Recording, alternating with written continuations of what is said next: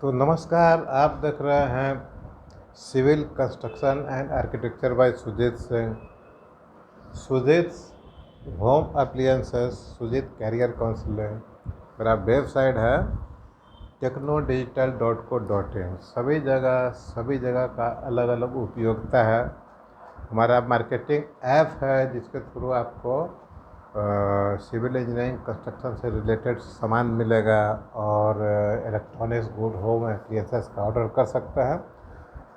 कम दाम में रिबेट पर आपको मिलेगा। तो बात जो है आज कुछ अलग हटके है, ठीक है। हम कहते हैं कि सबसे पहले एयरक्राफ्ट विमान बनाने का आविष्कार अपने इंडिया में हुआ है। एक रेफरेंस है, बुक है, उसके थ्रू बोलते हैं। महाभारत वार में न्यूक्लियर वेपन्स का यूज हुआ है, ठीक है। इसी तरह का और भी बहुत सारा चीज़ है, हुआ था, लेकिन अभी जो है तो दिक्कत है, अभी नहीं है। अभी दूसरा कंट्री है, यूरोप का कंट्री है, अमेरिका है, छोटा छोटा कंट्री स्वीडन है। हाल फिलहाल में हम लोग कोरोना के लिए जो इंजेक्शन बनाए उसमें भी अपना बहुत नाम हुआ है। अब ये डिफरेंस ये देखिए, क्या मैं बताना क्या चाह रहा हूँ, ये सुनिए। आप फादर होंगे, हो सकता है आपके बच्चे 10-12 या इंजीनियरिंग ग्रेजुएट या मेडिकल ग्रेजुएशन में होंगे। आप 30-35 वर्ष के हो सकते हैं। आपका छोटा भाई बहन वगैरह जो पढ़ रही होगी +2, 10, 12 ग्रेजुएशन इंजीनियरिंग में। ध्यान देने वाला बात है कि हमारे यहाँ जो इंस्टीट्यूशन है, बहुत फेमस इंस्टीट्यूशन रख लीजिए, आईआईटी है, आईआईएम है, एम्स है और कुछ प्राइवेट इंस्टीट्यूशन है। उसमें एकेडमिक पर बहुत ज़्यादा फोकस दिया गया है, रिसर्च पर नहीं रहता है, ठीक है। कुछ आईआईटी में रिसर्च पर है, लेकिन हमारा जो ग्रेजुएशन लेवल का प्रोग्राम है करीब 90% एकेडमिक है, 10% में उसका लैब है, सेशनल्स है। मेडिसिन करीब करीब जो एमबीबीएस है 80% एकेडमिक है, 20% उसका क्लिनिकल होता है, लेकिन वो भी लैब नहीं हो पाता है उसका। जो पीजी का पढ़ाई है, एमटेक, एमडी या एमए वगैरह का, वो भी करीब करीब 70-80% एकेडमिक ही रहता है। रिसर्च भी हमारे यहाँ कैसा होता है कि कॉपी कर लेते हैं। बहुत कम यूनिवर्सिटी है जहाँ पर ओरिजिनल पर ध्यान दिया जाता है। अब हम आपको ये क्यों बात बोल रहे हैं, ये देखिए सोचने वाला बात है। हमारे यहाँ ग्रेजुएशन किया, पोस्ट ग्रेजुएशन किया, उसके बाद का जो पढ़ाई है तो बहुत ही उसका कंडीशन अच्छा नहीं है, खास करके ह्यूमैनिटीज में तो बहुत ही बेकार है। तो हम आपको ये इसलिए बता रहे हैं कि देखिए, लोग बोलता है ब्रेन ड्रेन, वो कंट्री आगे बढ़ गया, अमेरिका आगे बढ़ गया। कंपेयर आप कीजिएगा, जैसे अमेरिका का यूनिवर्सिटी है, आपको आप रखें, ये हार्वर्ड है, स्टैनफोर्ड है, बोस्टन है, कोई भी इंजीनियरिंग का एमआईटी है, मैसाचुसेट्स इंस्टीट्यूट ऑफ टेक्नोलॉजी, जो इसको इंजीनियरिंग का सबसे बेहतरीन इंस्टीट्यूशन माना गया है, ठीक है। इंग्लैंड का हार्वर्ड यूनिवर्सिटी है, यूके का, यूनाइटेड किंगडम का। अपने यहाँ डीयू है, जेएनयू है, बीएचयू है, इलाहाबाद यूनिवर्सिटी है। ये 4 north India to eastern India इस तरह का आपको मिलेगा, ठीक है। अभी क्या है कि ध्यान से सुनिएगा, ये जो हम यूरोपियन यूनिवर्सिटी ऑक्सफोर्ड का नाम लिया, बोस्टन, हार्वर्ड, स्टैनफोर्ड का नाम लिया, आप ये विश्वास नहीं करेंगे कि अगर आप हार्वर्ड यूनिवर्सिटी में जाते हैं तो उस यूनिवर्सिटी में करीब करीब 150 लैब है, 150 लेबोरेटरी है जहाँ पर रिसर्च एंड डेवलपमेंट चलते रहता है। और वहाँ जो graduation, post graduation, doctorate, post doctorate, इसकी जो पढ़ाई होती है उस लैब से जुड़ा हुआ होता है, रिसर्च एंड डेवलपमेंट से। अपने यहाँ भी हुआ था, शुरू का जो 5 आईआईटी था, दिल्ली, कलकत्ता, मद्रास, बम्बई और एक और कानपुर, तो ये सभी फॉरेन कोलैबोरेशन थे, तो उससे हुआ था। तो लैब था वहाँ पर, रिसर्च एंड डेवलपमेंट होता था। लेकिन बाद के दिन में ख़त्म हो गया। ह्यूमैनिटी का रिसर्च के लिए इलाहाबाद यूनिवर्सिटी फेमस था। ये सभी इंडियन यूनिवर्सिटी पॉलिटिकलाइज हो गया है। आईआईटी को छोड़ दीजिए, जेएनयू का भी देख रहा है। पॉलिटिकलाइज हो जाने के कारण वहाँ पर से फोकस हट गया रिसर्च का। R&D में तो रहना है, तो गवर्नमेंट ऑफ इंडिया धीरे धीरे रिसर्च सेंटर को इंडिपेंडेंट कर दिया। जैसे इंडियन इंस्टीट्यूट ऑफ फिजिक्स, वो पहले ही से ही अलग है। इंडियन इंस्टीट्यूट ऑफ साइंस, वो पहले से अलग है। इसके अलावा इसके बाद जो भी R&D का आया है, जैसे आप हाल में पढ़े कोरोना वायरस का था, वो इंडियन इंस्टीट्यूट ऑफ प्लाज्मा ऐसा करके कुछ था, जिसमें कोरोना वायरस का बिल्कुल अलग है। सेरा करके है, वो अलग है। तो ये लैब को हमारे रिसर्च एंड डेवलपमेंट को एकेडमिक से निकाल कर बाहर ले गया, क्योंकि हमारा यूनिवर्सिटी वो रह नहीं गया, थॉट प्रोसेस वैसा नहीं रहा है। ठीक है। दूसरा है कि अमेरिका में, इंग्लैंड में, यूरोप के किसी भी कंट्री में जो फंडिंग होता है वो यूनिवर्सिटी को होता है। ठीक है। और यूनिवर्सिटी को जो फंडिंग होता है तो दो तरह से फंडिंग होता है। एक इंडस्ट्री से फंड आता है, दूसरा गवर्नमेंट का फंड आता है।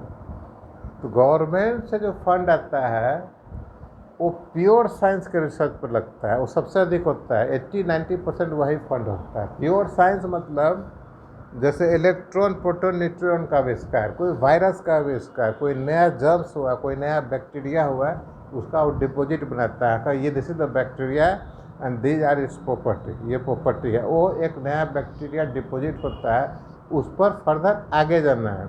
आगे कहाँ जाना है?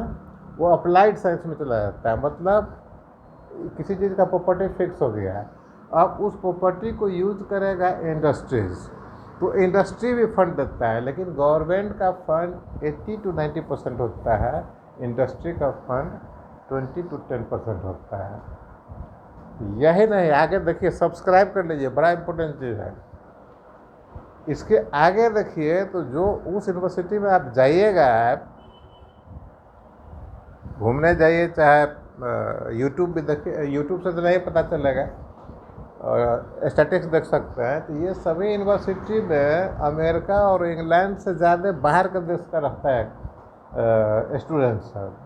जो जो टॉप लेवल का ब्रेन है, वहाँ जब किसी चीज़ पर रिसर्च खुलता है कि इस चीज़ पर रिसर्च हो रहा है, सपोज कीजिए कि रॉकेट का कोई टेक्नोलॉजी पर रिसर्च हो रहा है, दुनिया के भिन्न भिन्न कंट्री में अलग अलग टाइप का वो सब कंट्री एग्जाम्पन क्रिएट करता है, एग्जाम्पन लेता है, प्लस साथ में इंग्लिश लैंग्वेज का भी एग्जाम्पन आता है, और यहाँ से टॉप ब्रेन को उठाकर ले आता है, स्कॉलरशिप पर देता है। स्कॉलरशिप भी कम नहीं है, हज़ारों डॉलर में होता है। आपके यहाँ, हमारे यहाँ इंडिया में जो है, तो देखिए कैसा स्कॉलरशिप है। हमारे यहाँ भी स्कॉलरशिप, बड़ा स्कॉलरशिप का सिस्टम है, लेकिन बहुत ही कम, एक दो पूरा डिपार्टमेंट में, वो भी बड़ा बड़ा यूनिवर्सिटी सब में आपको मिलेगा। वो स्कॉलरशिप लेके वो भी अमेरिका जाता है पढ़ने के लिए। ठीक है। भीमराव अम्बेडकर स्कॉलरशिप पर गए पुराने ज़माने में, सावरकर जी स्कॉलरशिप पर गए। ठीक है। तो वो भी स्कॉलरशिप पर अमेरिका ही जाता है पढ़ने के लिए, इंग्लैंड। तो उसी तरह अमेरिकन यूनिवर्सिटी में देखिए, आपको ऑक्सफोर्ड यूनिवर्सिटी का जो बजट है पिछले साल का, तो $40 मिलियन है। $40 मिलियन।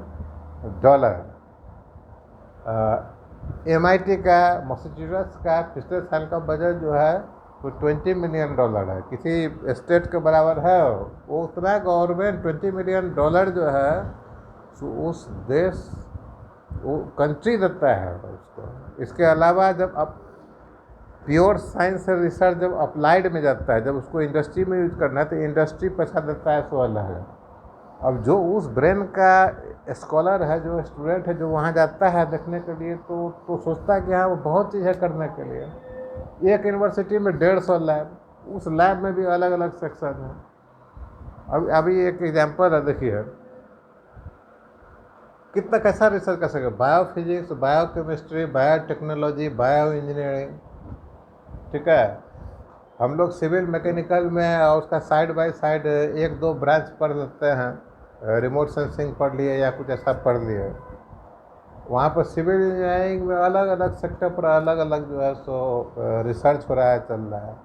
डॉक्टरेट पीएचडी करने तक ही नहीं रुकता, पोस्ट डॉक्टरेट में जाता है वहाँ पर लोग। स्कॉलरशिप जैसे आप पीजी के बाद पीजी आप रहने दें, आप ग्रेजुएशन के बाद जैसे ही आप पीजी में जाते हैं तो आप समझिए वहाँ स्टूडेंट नहीं है, वहाँ एक एम्प्लॉय है।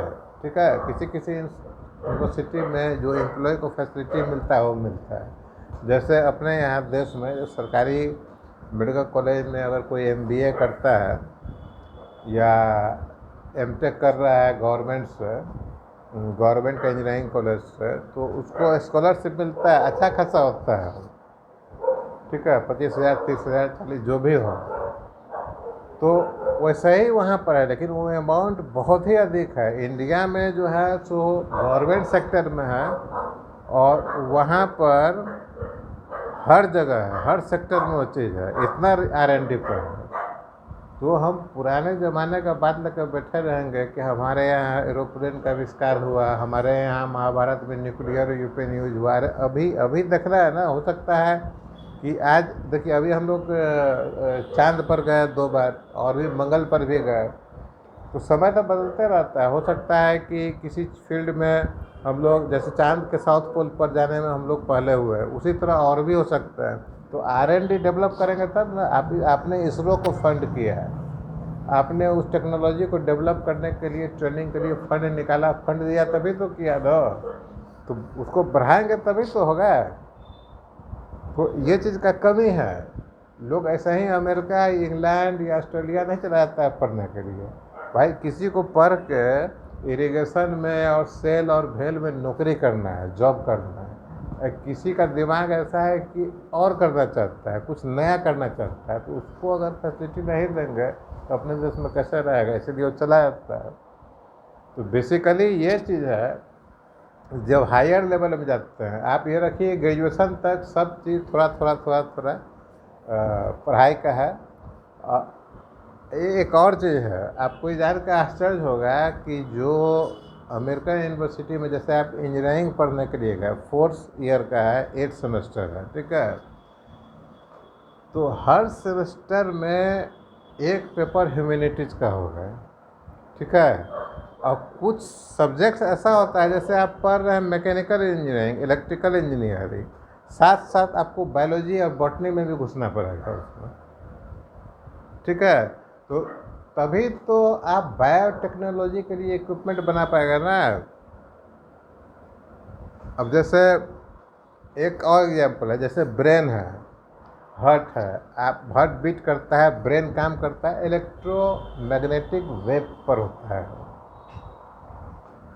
उस पर जो रिसर्च होता है, उस पर इलेक्ट्रॉनिक्स और इलेक्ट्रिकल इंजीनियर का उसमें बहुत बड़ा योगदान है। वो जो वेव जो है, ब्रेन का वेव है, हार्ट का है, उसको फंक्शन को पढ़ने में, उस पर रिसर्च करने में बायोलॉजी स्ट्रीम से रहता है, MBBS डॉक्टर स्ट्रीम से रहता है। तो ये नहीं है कि इलेक्ट्रिकल इंजीनियरिंग पढ़ लिया तो बिजली विभाग में आपको काम करना है, मैकेनिकल इंजीनियरिंग कर दिया तो कारखाना में काम करना है। ये अपने कंट्री में वो चीज़ है। देखिए नेहरू जी जिस समय आए थे, उस समय कुछ दिन तक देश इस पर चला था।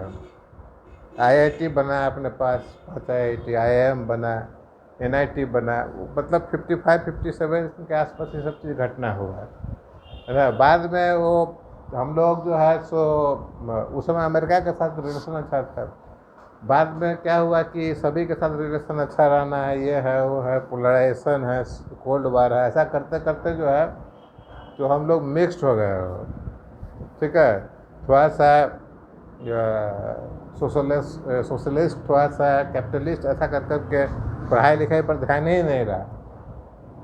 लेकिन कंट्री को तो R&D चाहिए ना। आज वंदे भारत या जो चीज़ कर रहे हैं, थोड़ा बहुत इंडिया का तो इनपुट है उसमें, तो उसके लिए गवर्नमेंट क्या किया है, धीरे धीरे हर गवर्नमेंट यूनिवर्सिटी से निकाल कर R&D सेक्टर को अलग कर दिया, ताकि वो इंडिपेंडेंट काम करते रहे। हाँ, बड़े देश, विकसित देश के रेस्पेक्ट में हमारे पास R&D का कम है, फंडिंग भी कम है, नंबर्स भी कम है, और स्टाफ भी जो होता है, जो रिक्रूटमेंट होता है वो गवर्नमेंट के थ्रू होता है। वो भी कुछ हद तक ऐसा ही रहता है कि चलो आए हैं रिटायर करेंगे, लेकिन ऐसा होता नहीं है। इसरो है चाहे बार्क वगैरह है, वहाँ जो R&D होता है वो साइंटिस्ट बहुत डेडिकेटेड रहता है, ठीक है ना, और एनिमी कंट्री का वो टारगेट पॉइंट पर भी रहता है। तो इसीलिए कोई अमेरिका या इंग्लैंड ऐसा ही नहीं जाता है। वो लोग से बात करेंगे तो पता चलेगा। आपके यहाँ भी इंस्टीट्यूट है वैसा, लेकिन बहुत टफ कंपटीशन है। नाइसर है, Indian institute of applied science, और 4 अप्लाइड साइंस का कॉलेज है, 2 नाइसर का कॉलेज है, और IIT लेवल का है, Indian institute of science Bangalore है, Indian institute of fundamental research है, ये है। तो कम है, लेकिन कंपटीशन टफ है। किसी में 30 सीट है, किसी में 40 सीट है, लेकिन हमारा माइंडसेट जो रहता है उस इंस्टीट्यूट तक पहुंचने नहीं देता। हमारा माइंडसेट ग्रेजुएशन करने के बाद नौकरी करना है, अच्छा नौकरी भी करना है, अच्छा नौकरी है, UPSC का नौकरी है, प्राइवेट मल्टीनेशनल कंपनी का, लेकिन वो जो सेक्टर है उसमें पहुंचने के लिए माइंडसेट नहीं है ना। जो पहुंच भी जाता है, जो पढ़ लेता है, तो जो यूरोपियन कंट्री लोग हैं, यूरोपियन कंट्री वो ध्यान लगाए रहता है, ठीक है, वो सब लेके चला जाता है। नासा में इसीलिए आ गया ना अपना इंडियन, सब नासा में इंडियन है, वहाँ का R&D लैब में इंडियन है। इंडियन छोड़िए, चाइनीज है जो अमेरिका से लड़ते रहता है। मैसाचुसेट्स में जाके देखेंगे, वहाँ का जो लैब है जिसमें R&D होता है, रिसर्च डेवलपमेंट होता है, जब वहाँ का प्रोग्राम खुलता है, $1 मिलियन का प्रोग्राम होता है, तो जब प्रोग्राम खुलता है तो दुनिया भर से एप्लीकेशन जाता है। तो वहाँ का जो प्रोफेसर है, चाहे जो है टीम जो रहता है, सिलेक्ट करता है, उसमें से फिर जाता है, तो उसमें चाइनीज बहुत लोग हैं। तो हर कंट्री से वहाँ पर आता है स्टूडेंट। और समझिए कि दुनिया का अलग अलग कंट्री से अगर स्टूडेंट आ रहा है तो कितने तरह का थॉट वहाँ पहुँच रहा होगा सब कंट्री में। हर कंट्री का टॉप ब्रेन, टॉप थॉट के पास वहाँ पहुँचता है, तभी तो आगे बढ़ता है ना। हम लोग अभी भी महाभारत रामायण और क्या क्या बोलते रहते हैं, ठीक है, वो बहुत बढ़िया चीज़ है, लेकिन अभी अगर समय पर नहीं चलेंगे तो कैसे होगा। साथ में चलना पड़ेगा। कोरोना से लड़ने के लिए अगर कोविशील्ड हमारे यहाँ नहीं बनता है तो आप करते क्या, ठीक है। और अभी तो कुछ भी नहीं अपने यहाँ। आप वंदे भारत बोल रहे हैं, इंडिया में बना रहा है, कभी वंदे भारत का फैक्ट्री में जाकर देखे हैं कि कितना विदेशी लोग काम करता है वहाँ। भाभा एटॉमिक रिसर्च सेंटर में जाके कितना फॉरेन का काम कर रहा है। बम्बई हाई ऑयल रिग में जाकर देखिए विदेशी लोग कितना सब रहता है।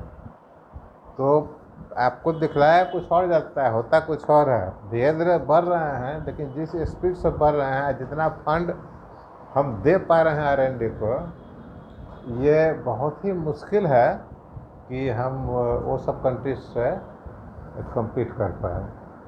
60s में रसिया में मेट्रो आया था, 1960s में। 60s में ही आप